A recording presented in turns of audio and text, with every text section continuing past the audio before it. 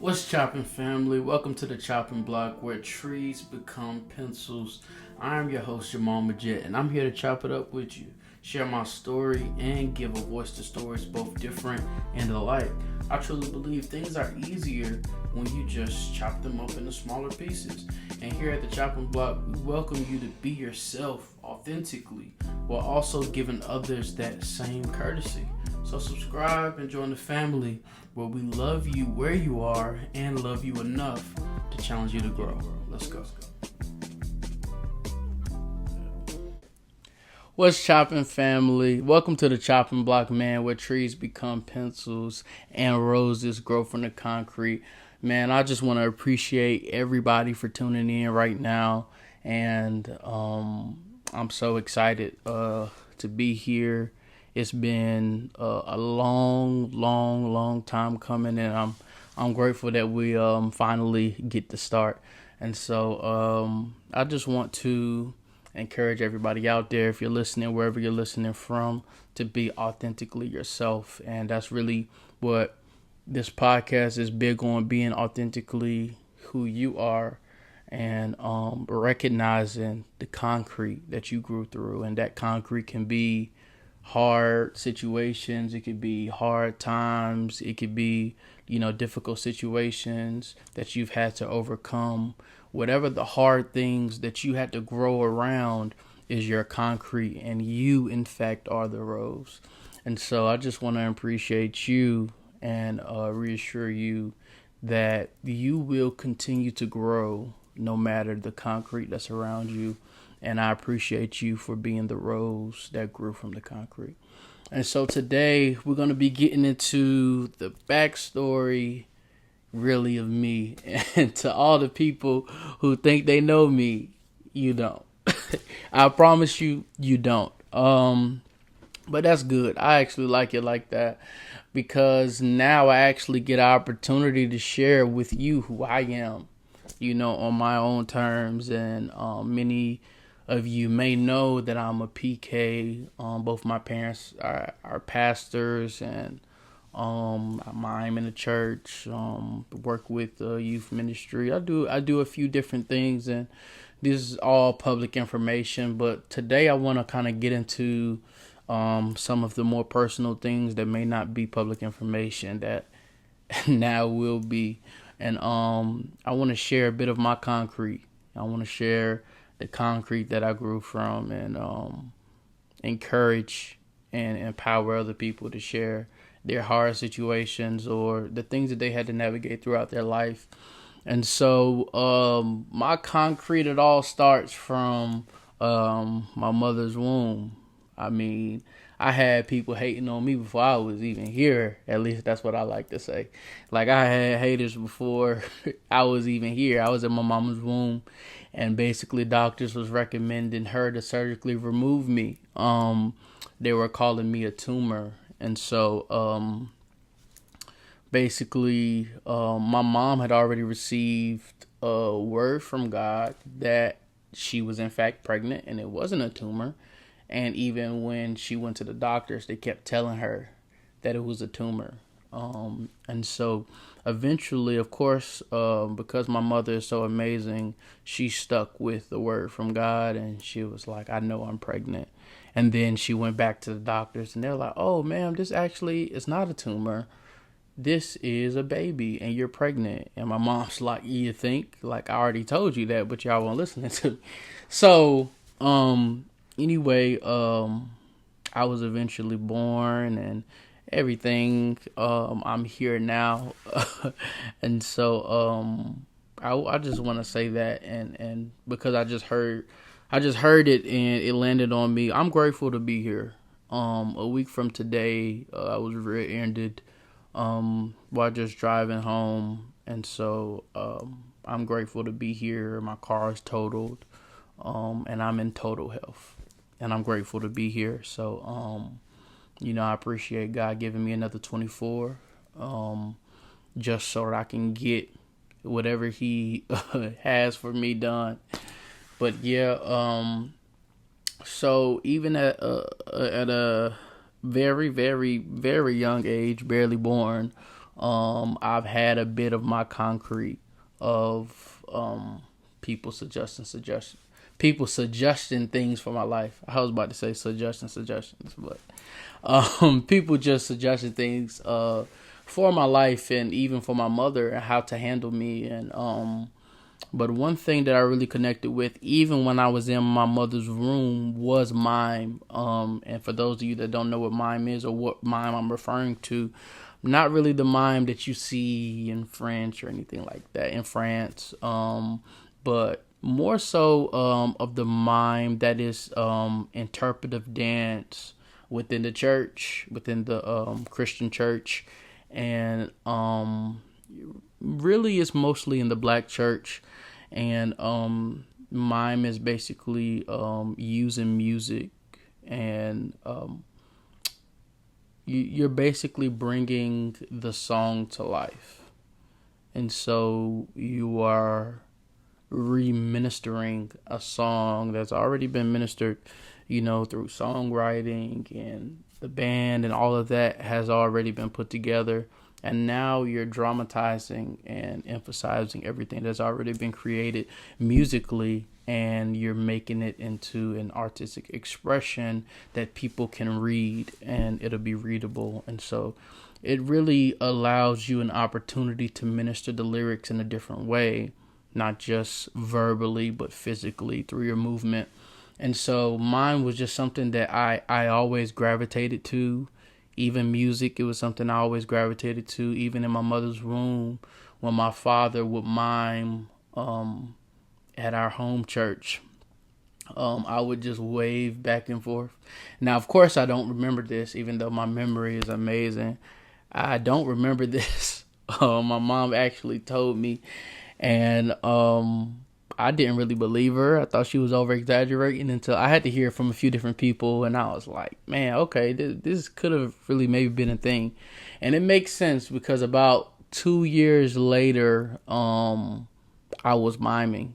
2 years old, I was about to turn 3, and I would cry if they wouldn't let me mime, and I would always try to go out there and mime with them. So when I was very, very young, they actually would put the mime paint on my face to keep me from crying. And it had got to the point where even the pastor and just a few members of the church was like, listen, we got to let this baby mime, because there's something else on him that he wants at this young of an age. And I don't know those exact conversations, only pulling from other conversations I've had with people who were around at the time. And shout out to United for Christ, the birthplace of Panay. That's what you see here. You'll see my towel there. That's the ministry my parents founded, where we teach mime, dance, flag, and we have established chapters and branches of our ministry in Bermuda and the Bahamas. And my parents have had a chance to travel to England and Scotland and Fiji to spread the gospel of Christ through mime. And so I'm grateful to be a part of something so great, and I'm so proud of my parents for all they've done for the mime culture in the gospel spaces, and even some of the other spaces as well. I'll say at a very young age, this really gave me a good outlet to express my emotion, even though I didn't really see it as that when I first started. I was just interested, wanted to mime, wanted to just get, whatever it was I was seeing, I wanted to do. And so I remember just being so excited, and I know it was at 2 or 3 years old, but I still remember how excited I was to mime and be able to do moves and just to be up there to do the thing that I wanted to do. I always say that mime is the first logical decision I've ever made. Outside of my primary reinforcers, my food, water, shelter, that was the first decision that I really made. I want to do this. And so it's always going to be a special relationship between me and mime. I don't know when I'm going to stop doing it, but I know I'm 24 right now, and I ain't nowhere near stopping. I'm only getting better. And so it's a beautiful journey. It brings me so much joy, as you can see. For those of us that's watching on YouTube, you could kind of see me as I talk. For those of us that are just listening, just know I'm smiling right now. And it really was a big part of how I formed my identity. And so going through my story and building what my concrete looked like, we have to take a sharp turn into me being prematurely introduced to pornography, probably about at the age of 5 or 6. And so basically me and my brother, we was over someone's house. We was staying with them, and it was just, we was going over there to play video games, just do guy stuff, play sports, go play basketball, do all that stuff. So we was over there, and I remember, I'm not sure if it was a prank. I think it was some type of prank, or he thought it was cool, so he just wanted to show my brother, but I was with him. But I remember we walked into the back room, into who we was calling our cousin at the time. But you know how black people do cousins. If you're not black, then I'm not sure if you're aware of what I mean, but if your mom or your dad got like a sister or brother, rather it's like if they feel like that's their sister or their brother, then that's your cousin. Like the kid is your cousin. Like that's just law. I ain't make it up. So I got a whole bunch of cousins right now that I ain't blood related to, but my mom and they mom like sisters. So they mom my aunt and they my cousin. Like, so that's just how that worked. So who was that? One of my non-blood cousins, and we had walked in. He wanted to show my older brother something, but again, I was with him. And so we walk in, and I see, I never forget it. It was 2 black people. It was a black cheerleader giving oral sex to a black basketball player. And at 5 or 6, oh my God, I could still remember, even like being 24 and married now, like I can still remember the disgust I felt when I saw it. I was so disgusted when I saw it. I was like I can still remember it. Like I almost threw up as soon as I saw it.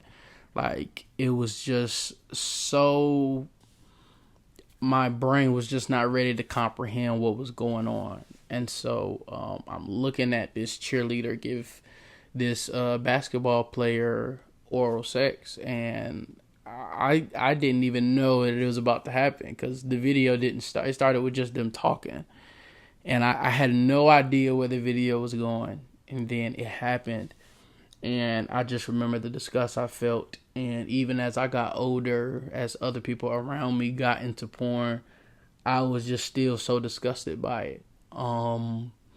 It was just something that had been introduced way too early, and it gave me way too many questions. I wasn't sure if she was hurting him. I wasn't sure if she was hurting him or whether he was enjoying it. I couldn't even read his reaction to it. Then I'm thinking, as a 5-year-old, does other little girls that's my age, like is that really what they want to do to me right now? Like, do I gotta be afraid of them for them doing this? Like, I didn't even know how to read into the situation, which caused me to, have a lot of questions to myself that I couldn't really get answers to, because, I had to be cool and play it off and, act like it didn't bother me once, it really just disgusted me in a very deep way. And so, I remember just having like a lot of thoughts about like what that really was. And, it was kind of an endless type of cycle of thoughts. when I think about it, to the point where I just buried it, until I would until it was revisited again, I would bury it. And so that was really the first time I was exposed to pornography, and we fast forward to about maybe my 7th grade in middle school. Pornography becomes an addiction, and has remained an addiction since then. Probably 10 to 11. So what, that was around 12, 13. So around 10 to 12 years, as far as in like me really being addicted to pornography. Not addicted anymore, but kind of how I see addiction is, you always have the addiction, but the addiction doesn't always have you. And so I have put up boundaries so that I won't relapse into pornography, but I would never say that I'm not still addicted to it, because if I were to slip up, it would be a long process to get me back away from pornography. That's why I still say that I am addicted to pornography, just to give myself a self-awareness. Like, don't think that just because you haven't done it in years, or even when it gets to the mark where I'm like 10, 15 years removed, no, I'm still addicted to that thing, because I know that just one relapse can take me so far down. And it's happened plenty of times where I've had to get myself back. And so just because I know sometimes the terminology can get people out of whack, like, oh, don't say that, don't say you're addicted, you're not, speak those things that are not as though they were, and things like that. And I get all of that, and that is all amazing. I truly believe in it all. But I also, there's a certain intentionality that I have with my words to remind me of certain things. So I say that, hey, I am addicted to pornography, not because that isn't something that I am actively engaging with, but I'm letting myself know that those boundaries around pornography has to stay up. And I think it can be easy for us to not acknowledge the things that we're struggling with, because in a way we can sometimes not acknowledge the boundaries that come with not relapsing. So me being aware enough to say, hey, I am addicted to porn, gives me the freedom, and it gives me the evidence base to say, okay, then this boundary of pornography, this boundary of nudity has to stay up. Why? Because we are addicted to that. So we have to have these boundaries up. And that's me being real with myself. And I believe that you can't really grow fully and fully heal from a thing until you're willing to acknowledge that you have been affected that much. A lot of us try to downplay how much we've been affected by a traumatic experience. You have been affected that much. You have been affected that much. It is that serious for you to go through precautionary measures and set boundaries, even with the movies that I watch and the shows that it's that important. And there are even more boundaries that I get on myself about today. Like, dude, your boundaries still ain't strong enough. Like, we got to figure out how we going to get around this. We're going to figure out how we're going to get around this. You know what? I think it's been about a year now since I deleted Twitter. I had to delete Twitter because I couldn't control my timeline. That was the only app where I couldn't really get control of my timeline, so I had to get rid of it. Because I'll be going strong, like, for months. And I'm just on Twitter, talking about sports. I'm chilling, minding my own business. And those of us, those Twitter and X owners, y'all know, as like, it could be way in the morning, it could be at any time, but as soon as you just going about your business on the app, boom, full blown porn on your timeline. Somebody else reposted it. Why? Because somebody else doesn't see pornography as a struggle, so they reposted it because they liked what they saw. While you over here working your tail off, trying not to watch porn, have seen it, has been triggered, and has engaged in masturbation or just watching pornography afterwards because of being fully triggered based on the app that you couldn't even control the timeline on. I couldn't. And I've tried so many things. I tried to put all the sensitivities and all that stuff up. It only works to a fault, man. It only works to a fault. And depending on how long that you have been struggling with something, like with me, I didn't even need a full-blown video. For real. Like, where I was easily triggered. Somebody could just post, it don't even got to be a video. Somebody could have just posted, talking crazy, and it's just words. And I'm like, oh wow, that's some wild stuff. Let me go see what it looked like. Like, it could be like that is how easy. Like, oh, well, that makes me think about this one time where I watched this one video when they did exactly what she just said that she did to what's her name. Like, that can just go. Like, nah, bro, if I really wanted, better for me and myself, and I had to set those boundaries, and deleting that app was one of those boundaries. And so that was a quick little veer off, but I want to take the time back just a little bit, and I want to talk about a very vulnerable experience. I believe only 3 people in the world know this, and that is my parents and my wife. They're the only 3 people that know this story. And once you hear it, you'll kind of see. And just a trigger warning, it does have something to do with sexual violation. Those of you that have been have experienced that, I just want to let you know that, that is the direction that we're about to go. And so I just wanted you to be able to brace yourself. If you have to stop watching right now, if you're not at a place there, I want to be very sensitive and aware of that, because I know that is real. And so I want to let you know that's where this is going. And so basically I just started getting in the gym with my dad. I wanted to work out. I was skin and bones. I wanted to, get some muscle on me, and I was the only one in my family at the time who weren't really muscular, and so I was already dealing with just some bodily insecurities as it is, because being exposed to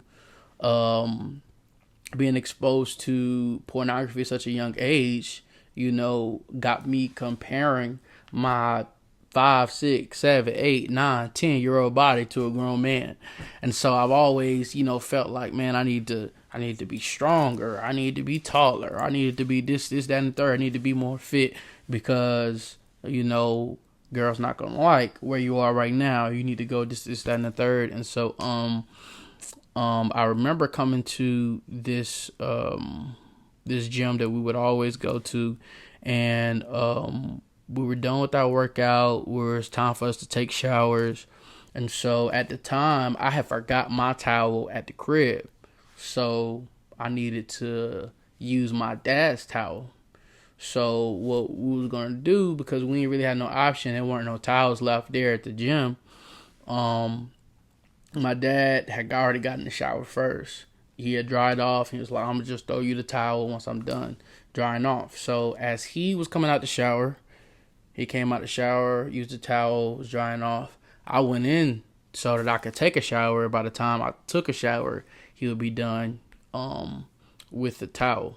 So I'm taking a shower, and at the time, the blinders that are in between the showers, like, they weren't big. And that's still something that I see to this day with certain gyms. I'm not gonna list the gym this was, but I went to daycare there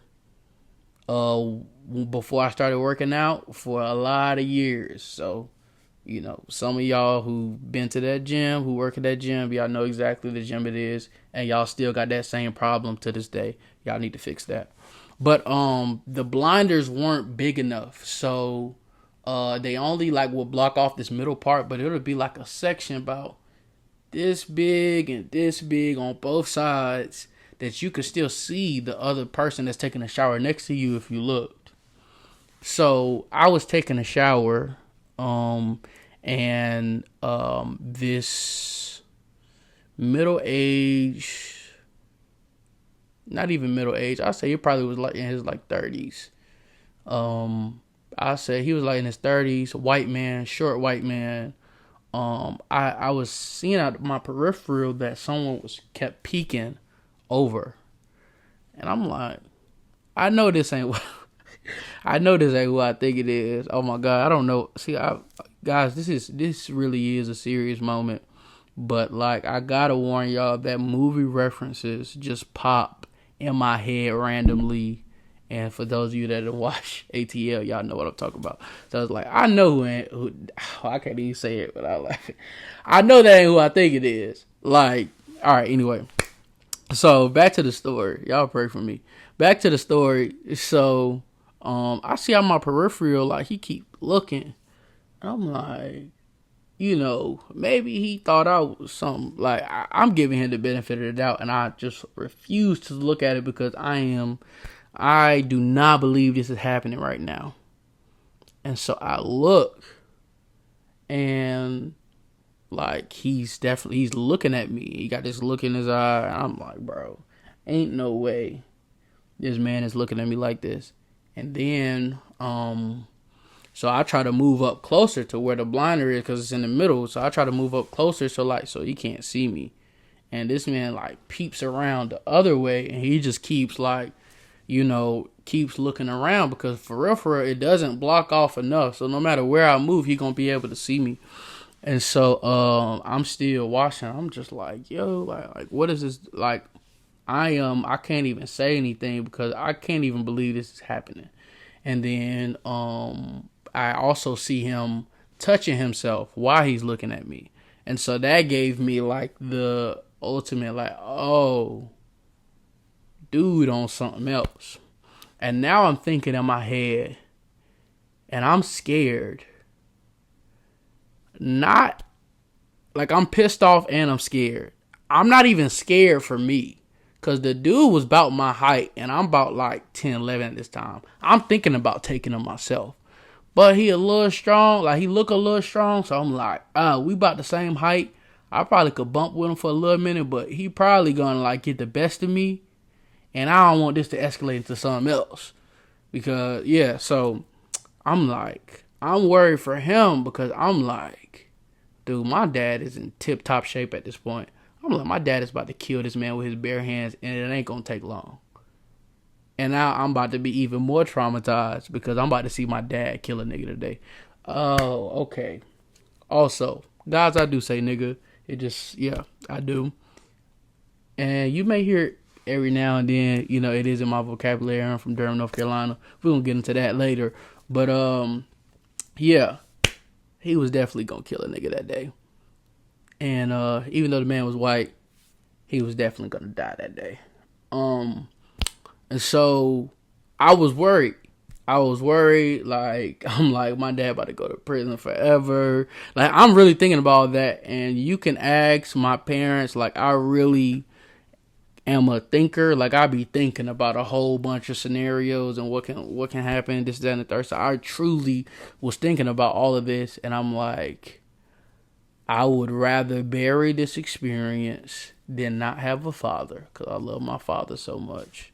And I know for a fact he's going to kill this man because I want to kill him at 10, 11 years old. So, it was a rough transition we was going through at the time too as a family. I'm like, oh, you about to give this, you about to give my dad a reason to lash out. Like, you about to give him a reason to crash out on you. So my dad finally bring me the towel, and I'm just so grateful that he brought me the towel, because I'm just grateful that it's all over. I throw the towel on. I go out there, dry off. No, I dry off in there. Dude still watch. I don't care. I got the towel now. I just need to get dry enough to where I can put my clothes on. Go, put my clothes on. Jump everything, like, put on my clothes. Like, I just speed up everything. Like, and by the time, I lied to y'all not, like, by the time I walked out of that, excuse me, by the time I walk out of that gym, I have, like, buried that experience so deep that I already started to forget the details of what happened. As I walk out, I start to forget the details of what happened. By the time we get to the car, I have no recollection of what happened. Like, that's how quickly like, because I remember us driving. He took us straight to school after that.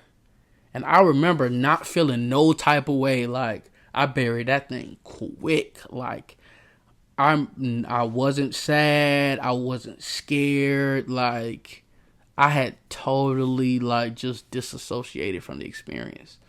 And so, I didn't realize that it even had happened until, I was talking to my now wife, which was my girlfriend at the time.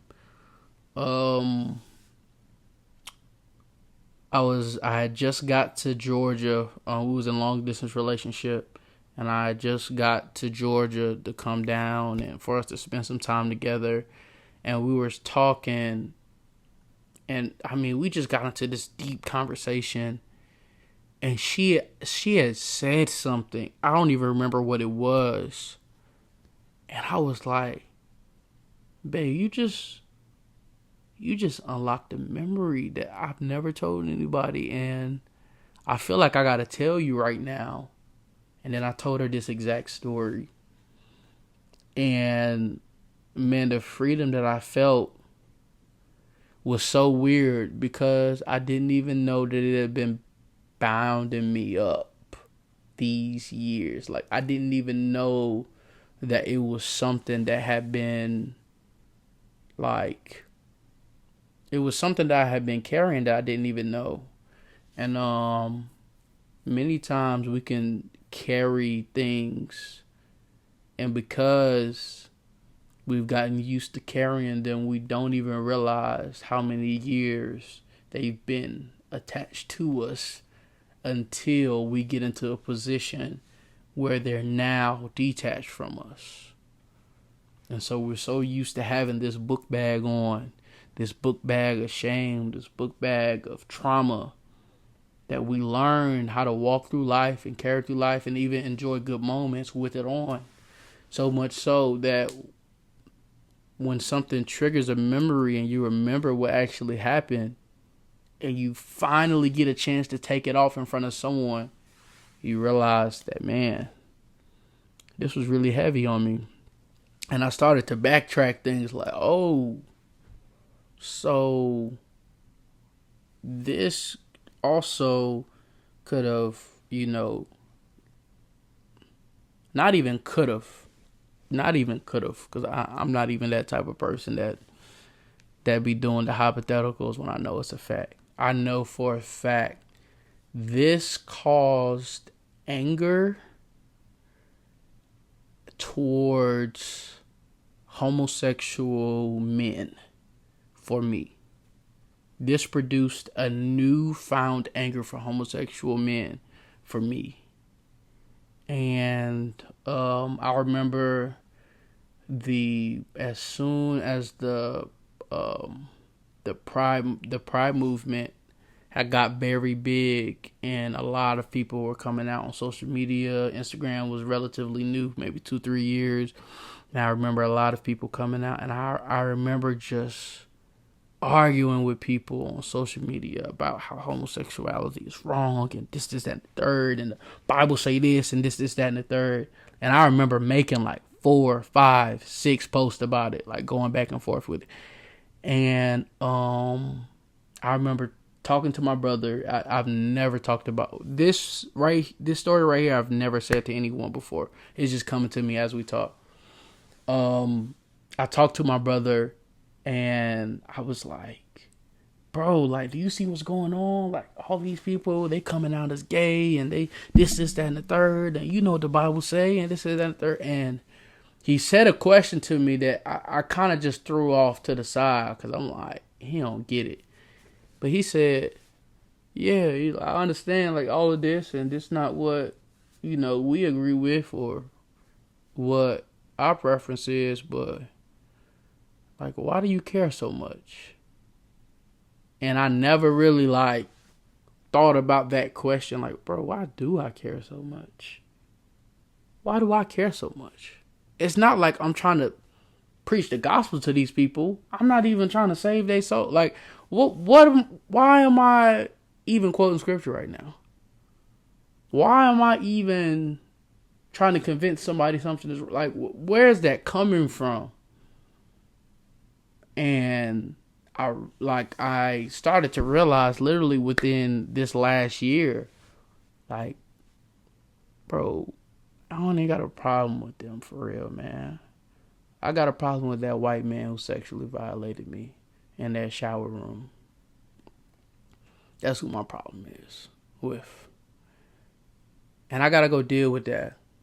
And I want to insert something here because it was I now remember what my wife said when we was having that conversation that sparked that memory. I had a run-in with somebody in the gym and the shower as a grown man probably about 2 years ago. And when I told her that story, we was kind of talking about why I got so mad, because I told her that was the angriest that I've ever felt. And that was probably the only time where I was convinced if this guy did something, like if this guy made a sexual advance to me, I was going to kill him. Like, if he made a sexual advance to me, I promise you it would be the last thing he do. And I didn't realize where that anger was coming from. Like, I didn't realize where this, like literally, like, this mentality to, like, it all ends today comes from. And it really came from when this black man who was walking around the locker room naked, looking at me in a way, trying to make sexual advances at me 2 years ago, while I was at a Planet Fitness in Durham, North Carolina. And I apologize to all the staff at Planet Fitness in Durham, North Carolina, the one on MLK, because I did cuss y'all out that day. And it doesn't represent it doesn't represent who I am. I was definitely in a broken state and was really speaking through my brokenness. But I also want to appreciate you guys, because y'all did not judge me at all, and y'all let me get all of what I needed to get out, and y'all took no offense to it. Y'all took all action, and y'all were there for me. So I appreciate y'all as well. I also apologize for the language I used, because yeah, it was bad. So in this story, basically, I'll rewind and give y'all some more detail. I walk in the gym. I'm pumped. I just had a great workout. I'm probably at my peak as far as in my body physique at this point, and I'm feeling good. I'd had BCAs that morning. For those that know what BCAs are, excuse me. Sorry, y'all. For those that don't know what BCAs are, they kind of give you that energy boost before the gym so that you can stay so that you can stay energized. And I usually take BCAs in the morning because it takes me forever to wake up. So that kind of wakes me up and allows me to be able to go hard in the gym and things like that when I'm waking up at like 5 o'clock in the morning and things of that nature. So I was doing that, and I was going, I was just, about to shower up. And the thing about it is I had never showered at Planet Fitness before, but I was going to shower at Planet Fitness just this one day so I could go straight to, where was it? It wasn't even my internship. It was, I got a job on campus at North Carolina Central University. First year grad student. I got a job on campus. I was going to go straight to that job. Working for the organization that I was a part of in undergrad called the African American Male Initiative. So I was going to go straight there, go straight to the office. Had all my work clothes, everything. And I'm taking my clothes off, about to go into the shower. Dude comes to his locker room. He had already taken a shower. He didn't have a towel. He goes straight to his locker room, like butt naked, listening to music, and he's like doing a whole bunch, jumping around, doing a lot. And so, I just have this, like, I just feel discerning, like, yo, I feel like this guy is on something different. So I'm about to take all of my stuff to wherever I'm about to take a shower with, but I'm going to leave my clothes on, though, because I'm having a weird feeling about dude. So I get over there, I put everything in the shower that I'm going to be in, and then I come back to my locker to grab my towel. And so as soon as I turn the water on, get in the shower, he comes from where he was about to get dressed. He comes back into the shower room and gets into a shower that's about 2 showers over. And so at this point, I'm like, oh, he's on something else. And at this point,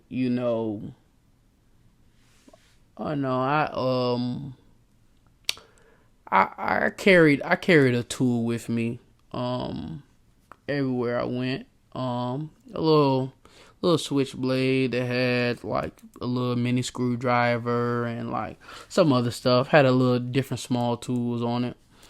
And so I was just so convinced, like, if this guy comes at me, bro, this would be the last thing he does. And that had been like the first time I'd really felt that deep anger, and I may have even say hatred for someone. And I really had to do some deep work on why that was. And a part of that started with the conversation that I had with my wife. And I realized, like, him coming at me was not going to be me protecting myself from him. But it was going to be me getting that white man back for how he violated me when I was 10 or 11 years old.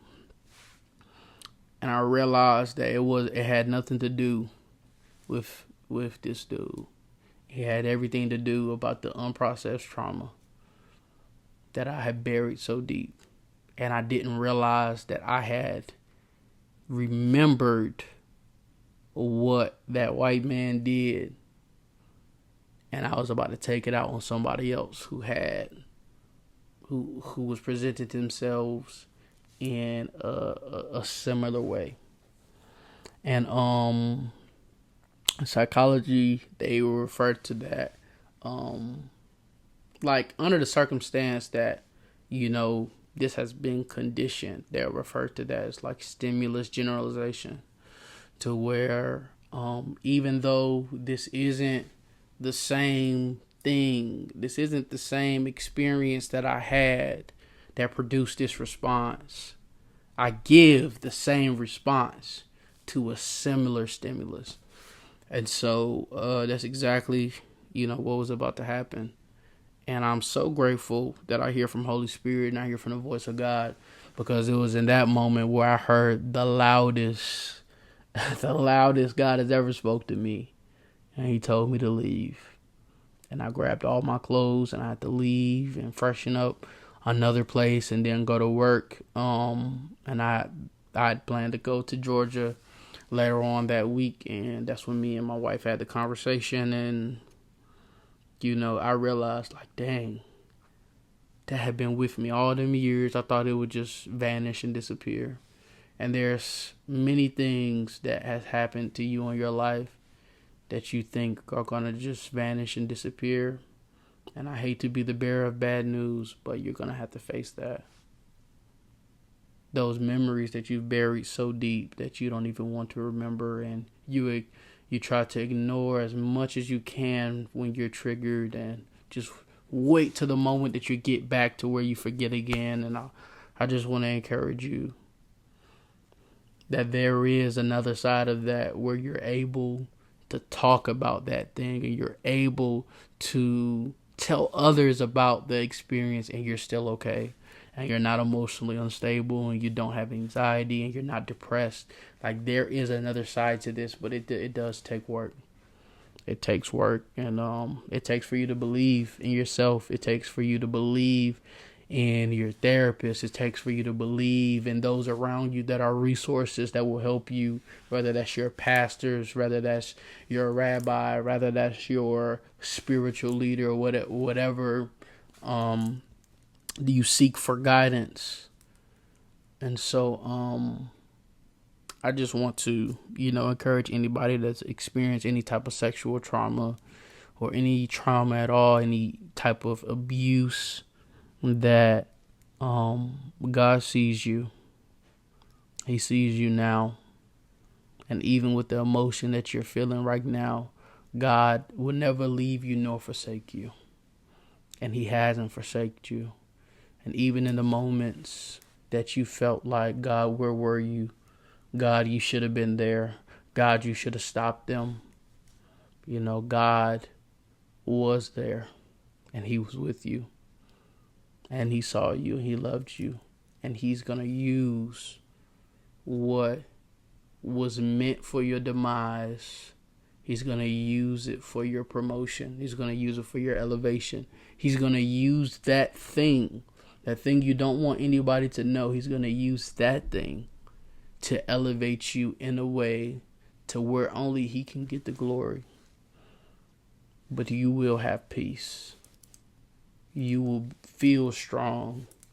You will be able to talk and walk people through the exact same trauma you have yet to process. And I want to encourage you that today, that your concrete doesn't define the density of your rose. You will still grow despite what's around you. You will still grow despite not seeing others experience the same experience you have experienced. You will still grow. And I believe in you. And I never knew I'd get to this point of vulnerability and authenticity. But I sought out, resources to help. One of the reasons that I gravitate to Tim Ross and Michael Todd, there were some of the first people that I heard openly talk about pornography, openly talk about, being addicted and coming out of it and things of that nature. Also my youth pastor, Pastor Manny Arango. If you ever get a chance to watch this, bro, I appreciate you. You're the reason that I fully accepted that I'm called to ministry, because I would walk around telling people that I'd never be in ministry because I don't like how pastors are treated. I don't like how ministers are treated. I feel like the people around them be fake. I feel like, people only use them for what they can get from them, and it's more so of a business exchange than a family community. Like, I felt all those ways, and with a lot of those, I still feel certain ways about certain things. But one thing I did learn on that 12 deep retreat is that I am called to do ministry and to reach people, and so I fully accepted it. And so, yeah, man, I appreciate you if you ever get a chance to see this. I love you and appreciate you for investing your time, energy, and effort into me, and allowing me to see the world in a biblical world view. And I know that's something that you're big on that. And if you ever feel like, if you ever want an example of a teenager that you got through to during your tenure as a youth pastor, look no further than me. I feel like I know you done impacted a lot of people in the city of Durham, North Carolina, and I love what you're doing out there in Texas right now. But listen, if you ain't impact anybody, know you impacted me, and you gave me the tools that I needed to continue to develop into the person God has called me to be. And so thank you, Pastor Manny Orengo. And while I'm here, man, thank you to my parents, bro, for releasing me to you and to Word Overcomers at that time, man. It was right around the time once my parents stopped pastoring their church, and we as a family transitioned into the River, Durham, under the leadership of Bishop Godby. And shout out to Bishop Godby, man. You've been a constant word of wisdom in my life. You've always, greeted me with open arms.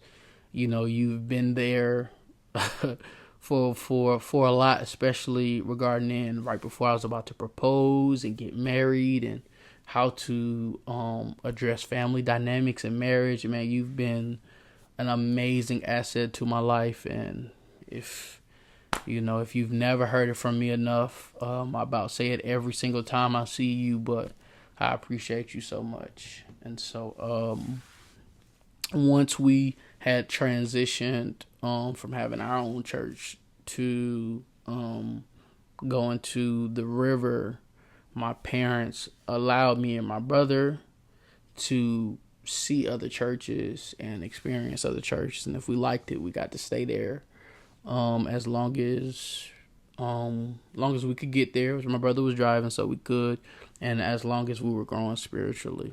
And so we did that, and I eventually landed me in World Overcomers. Excuse me. Landed me in World Overcomers in their youth group at the time. And that shifted everything in me, man. I got baptized for the first time. I got baptized for the first time. My mom said I got baptized before that, but I told her it don't count because I don't remember. So I had to go make a decision for myself. And it was probably like my senior year in high school when I decided like I wanna live for God, man. I knew He was real. I've always been able to talk to Him, but I actually want to live for Him. Like I want to intentionally live for Him, because I felt like I only just believed in Him, but nothing really matched my belief. There was nothing I was doing to intentionally grow. I just stuck with belief, and then I would just experience Him at church. But there was nothing I was doing in my life to where I could say I'm honestly living for God. And that all started with, being a part of 12 Deep and going through the first steps of trying to lead a life from a biblical perspective. And man, the rest is history. I developed Real Family, a part of that leadership group, who I really consider like my brothers and sisters, man. From T to Marky to Maine to my boy Jayon. Like, dude, we was tight, and that whole process was amazing. So if any of y'all watching, that was either in that youth group, y'all can attest to the power of it. And if y'all was in 12 Deep with me, then you already know we locked in, man. So The last thing I want to talk about is kind of like, I talk about the youth group, kind of talk about things I was going through in high school. Like, man, in high school, I was still going through a lot of like sexual insecurity, comparison when it comes to pornography, and really, I didn't know whether I was attractive or not. Like, I didn't really even know how to gauge, like, if somebody found me attractive or something. Like, I don't even know. It just was like, it was always like I don't know. Like, I ain't think that I was just the ugliest. I knew I want the ugliest dude in school, but I'm like, dang, I ain't had a confidence to say I was the finest either. So, I didn't even know if I was like top 5, top 10, top 15, or like if girls was really looking at me like, oh, that's a handsome dude. Like, I had no idea for real. And so, most of the times, like, the girls that I would talk to would be girls in the church, because it's like, my parents were pastors, I was the PK, so all the PKs know how that go. And so in church spaces, I felt more comfortable because my talent was shown. I was miming, I was, doing whatever. So it's like, I honestly always felt like people were attracted to my talent. Now, one thing that I did know, even though I didn't know whether I was attractive or not, I did know a few things. That I was talented, I knew I dressed nice, and I knew I could make people laugh. Those 3 things I knew I had, but like, whether I was attractive or not, I had to still like figure that out. And I didn't really get confidence until probably like once I got to college. Now look, boy, alright, I can't talk about college too long, but I will say this. Once I got to college, like, I didn't realize like everybody was gonna be that bold. So like, that was the first time I really heard somebody call me fine, like, to my face. I'm like, whoa, like, you talking crazy to me right now. But that's college though, especially at HBCU, bro. Shout out to the Eagles, man, Eagle Pride. But like, I got to Central, and like, that's what I knew. I was like, oh, I gotta be attractive. People walking up to me, girls initiating with me. I had never experienced that before until I got to college. Like, girls initiating the conversation with me. Oh, you trying to get my number? Like, we was always the hunters. Like, my brothers made sure. Like, it'd be some days I couldn't even leave the mall until I got somebody's number. They wouldn't even come pick me up from places unless I gave them some proof that I was spending some game at somebody. So I had to learn. But yeah, like, I was still trying to figure out, like, whether I was attractive or not. And I think a lot of that came from just a lot of the sexual insecurities coming from pornography, early exposure, coming from being sexually violated, and just not really knowing for myself. Because my mom, she did an amazing job of reassuring me of like how handsome I was. She would always tell me like, "Oh, son, you are so handsome." She would say the same thing to my brother, like, "Man, I got some handsome boys." Like, so it's like, but in my head, I'm thinking, of course, my mama think I'm handsome. I feel like at this point, I don't got no other point of reference or really be paying attention to what people mamas be saying. So I'm like, everybody mama probably call them handsome. Like, I don't know if I really am that though, and so I would have to, I would find out once I start talking to somebody, or I'd take a chance and just, try to get their number, just to down the third. And then somewhere down the line where we text and they like, oh, you cute. You remember the two Beyonces, they giving the you cute, you cool, you this, that, and the third. I'm like, oh, word. Shorty called me cute. I ain't even know she was feeling me like that. Bad. All right, now I could go and, what I'm saying, whatever, talk. As y'all can see, I always been able to talk. That's why it ain't nothing for me to be able to, do this podcast, because I could talk, bro. So, talking was never the issue. It was always are you going to be rocking with, the face that matched the talking? You feel me? And so, that confidence really in college, even in college, like once I started getting like that reassurance that I always really wanted, like it still wasn't enough because then I was like, I was insecure about my smile. And then people would always tell me, like, why you don't smile in pictures? My brothers would get on me, like, bro, you always mean mugging. Like, you always got this quote unquote thug look when you mugging in pictures, this, that, and the third. Like what you doing, bro? Just smile in one of the pictures. And I want to give a huge shout out to the Alpha Lambda chapter of Delta Sigma Theta Sorority Incorporated. They really boosted my they really boosted my confidence, bro. I got a special love for them because they really boosted my confidence as far as in me smiling in pictures. Because I went down this venture to do the pageant that they had, Mr. 1913. And let me tell you, like, boy, that pageant worked. It is work. Like, bro, them pageants ain't for the faint of heart. To my undergraduates right now, do a pageant. If you really wanna, oh, my fault. If you really wanna, I was apologizing to all the people listening, because y'all just heard this mic, this the voice recording mic. So y'all just heard this mic hit a couple times. But definitely, I say if you really want to grow into like your security, you want to do something on campus that's like gonna really push you to grow, bro, a pageant would definitely do that.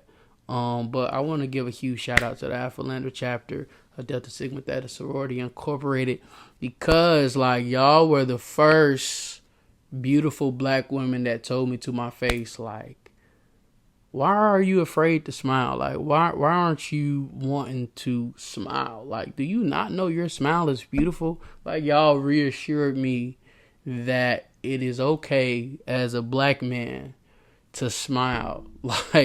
Like that was just, so big for me because I really needed that. And then even after, I didn't even end up winning the pageant, but like I ain't end up winning the whole thing, but I gained so much from the pageant. And by the way, I have trained 2 people that has entered pageants. Both of them won.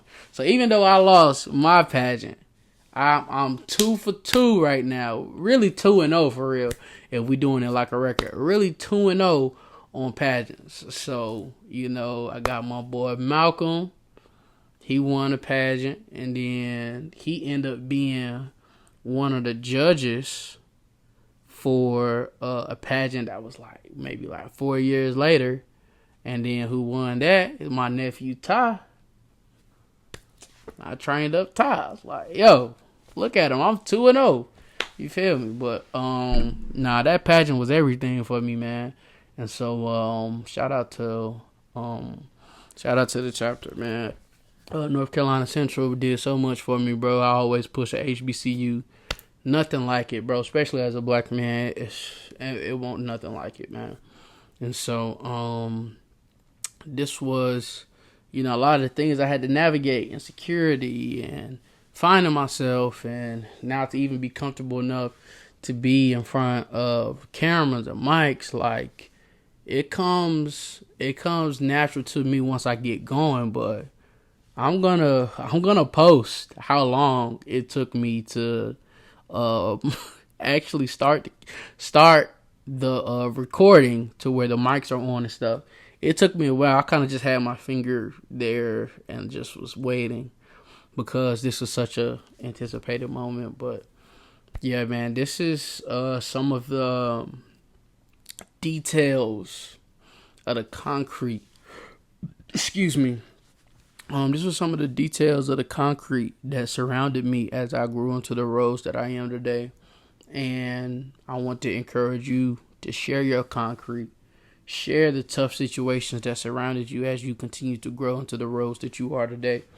And just continue to keep growing. Don't be afraid to grow.